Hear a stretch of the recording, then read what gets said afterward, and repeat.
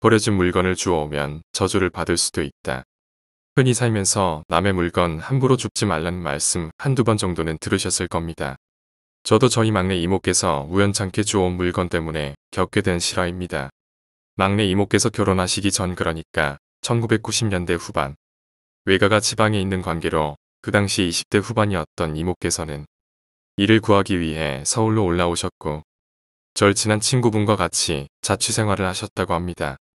학생이나 주머니 사정이 궁한 직장인들이 모여 사는 그런 하숙촌이었습니다. 각설하고 이모께서 오래간만에 주말이라 친구분과 함께 집 대청소를 시작하셨습니다. 일과 각종 핑곗거리로 미뤄뒀던 집안 정리를 갑자기 하니 버릴 물건이 산더미처럼 쌓여 모아놓은 각종 쓰레기들을 버리기 위해 짐짝 들 듯 들고 밖으로 나갔는데 헌옷수거함 앞쪽에 정말 누가 봐도 새것 같은 2인용 침대 하나가 버려져 있었습니다.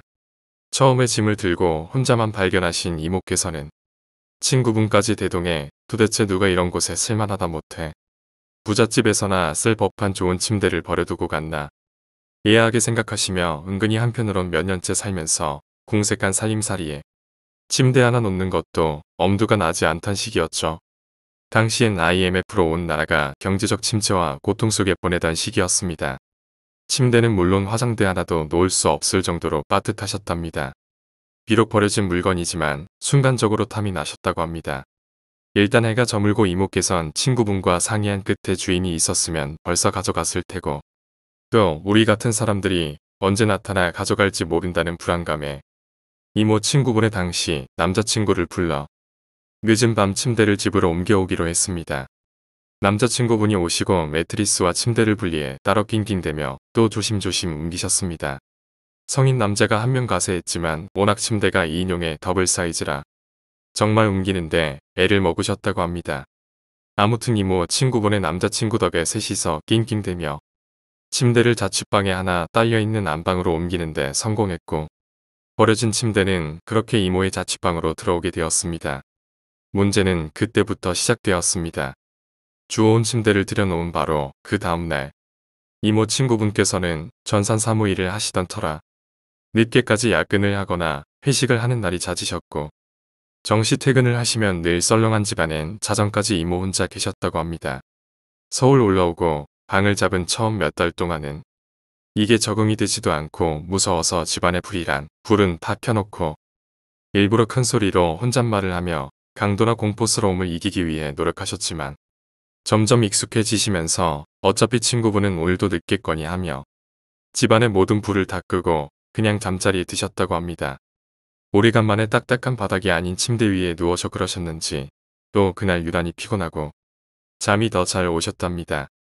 그렇게 한참 잠을 자고 있는데 가위에 눌린 것 말고 사람이 깊은 잠이나 단잠을 자다가 어느 순간 자기도 모르게 눈이 확 떠지는 때가 있지 않습니까?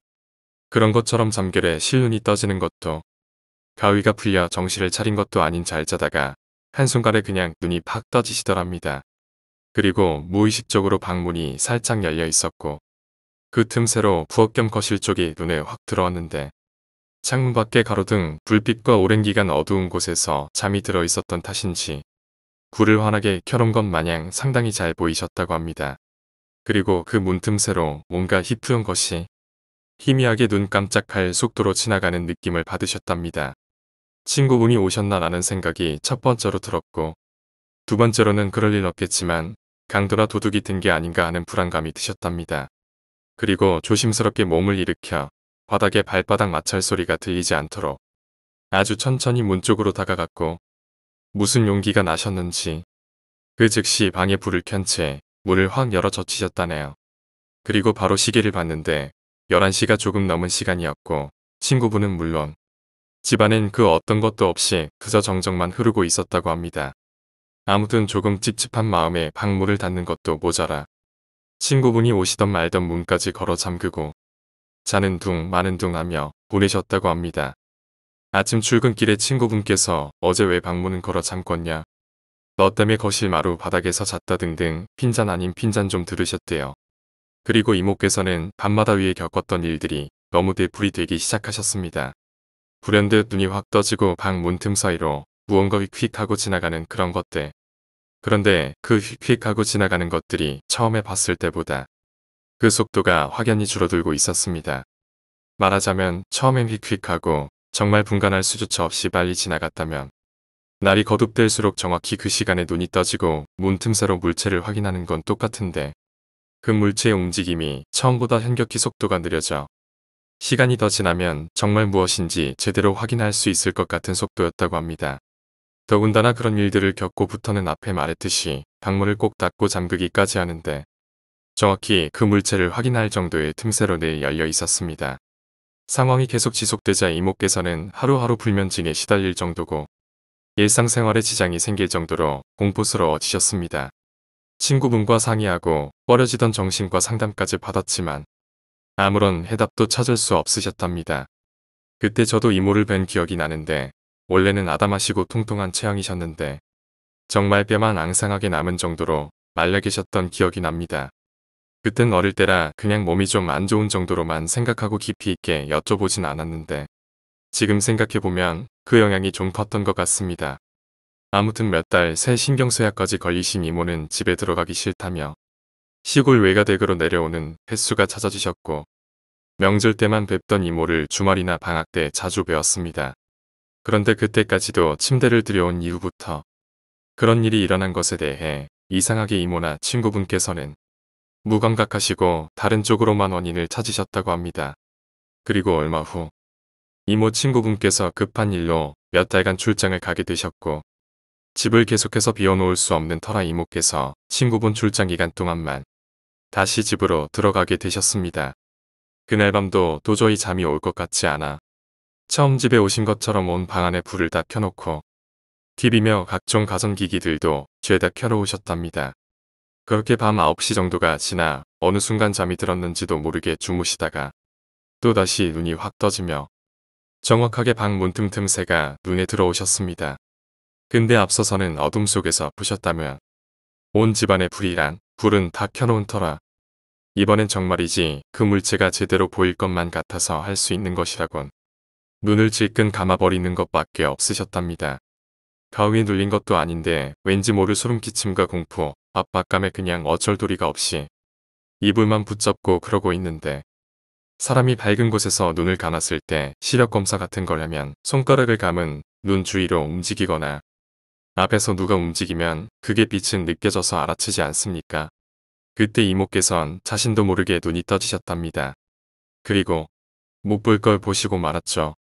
그동안 어둠 속에서 휙휙하고 빠르게 지나던 문틈새 부엌 겸 거실의 의문의 물체가 밝은 불빛 아래에서 그 속도가 확연히 줄어들어 아주 선명하게 보였는데 하얀 소복을 입은 한 명은 목이 없고 다른 한 명은 다리가 없는 여자가 문틈새 앞을 쉴 새 없이 왔다 갔다 하고 있었답니다. 이모께선 그 자리에서 그냥 졸도해 버리셨고 다음 날 아침이 되어서야 문 두들기는 소리에 눈을 뜨셨습니다. 주인집 아주머니께서 대낮에도 형광등이 켜져 있길래 무슨 일 있나 하고 문을 두드리셨다는데 이모는 그 즉시 주인집 아주머니께 믿기 힘든 그날 밤의 이야기를 다 털어놓으셨고 도저히 무서워서 이 집에서 못 살겠다며 방을 빼겠다고 거의 반애원식으로 부탁드렸답니다. 당연히 주인집 아주머니 쪽에서는 계약 기간도 남았고 다른 문제도 아니고 그런 말도 안 되는 일 때문에 방을 빼주는 건 절대 안 될 말이라며 옥신각신하셨고 이모는 침대 주워온 이야기까지 모두 했다고 합니다.